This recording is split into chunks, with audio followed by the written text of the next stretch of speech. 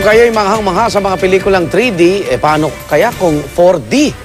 May sinihaan ng bukas sa Pilipinas at now showing ang The Amazing Spider-Man 2. Ang mga upuan gumagalaw sabay sa eksena ng pelikula. Ramdam din po ang hangin, pati ng talsik ng tubig at minsan yung amoy. Yan po ang naranasan at nasaksihan ni Ivan Mayrina. Hindi ito kuha sa loob ng sinihan habang lumilindol.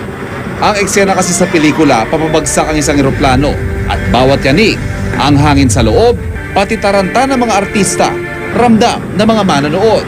Yan ang kauna-unahang sinihan sa bansa na may 4DX technology na inilunsad ngayon sa Bonifacio Global City. Kung dati-rati tayo nanonood lamang ng pelikula, nakikita at naririnig ang mga eksena. Sa 4DX halos mararanasan na ang pinapanood na pelikula. 4DX is a cinema that enhances the five senses. So you have motion, sight, sound, smell, and feel. So feel is, you can feel the wind. Sa isang maikling demo, nasaksihan at naramdaman ko ang 4DX viewing experience. Kung ang eksena halimbawa ay habulan ng mga sasakyan, ramdam mo ang galaw ng mabilis sa arangkada at sabay rin ng galaw ng sasakyan ng artista ang iyong inuupuan. At kapag may ibinato sa'yo, abay mapapailag ka. Kapag maulan, kasama ka ring mababasa sa eksena sa konting hamog na isispray sa'yo. Pati mga bulaklak, maamoy mo. Ang special effects tulad ng hamog at usok, hindi lang sa screen makikita, kundi mararamdaman din sa mismong kinaupuan mo.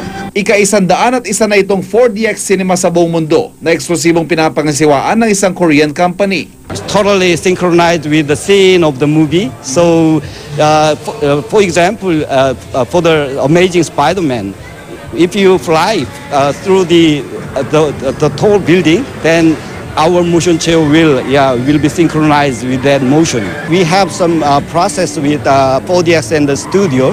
So once we get the raw material from the studio, then we do our job to make a 4DX format during 16 days. Kaya naman may kamahalan ng ticket sa 4DX Cinema. 450 pesos ang introductory price. Tila ayaw naman maungusan ng mga theme park kung saan unang pumatok ang 4D technology. Kaya ang theme park na ito sa Laguna, heto't may 7D theater na.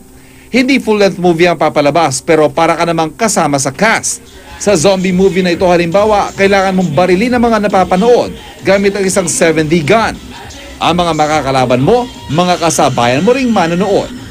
At ang ending credits ng pelikula, ang litrato ng may pinakamataas sa score.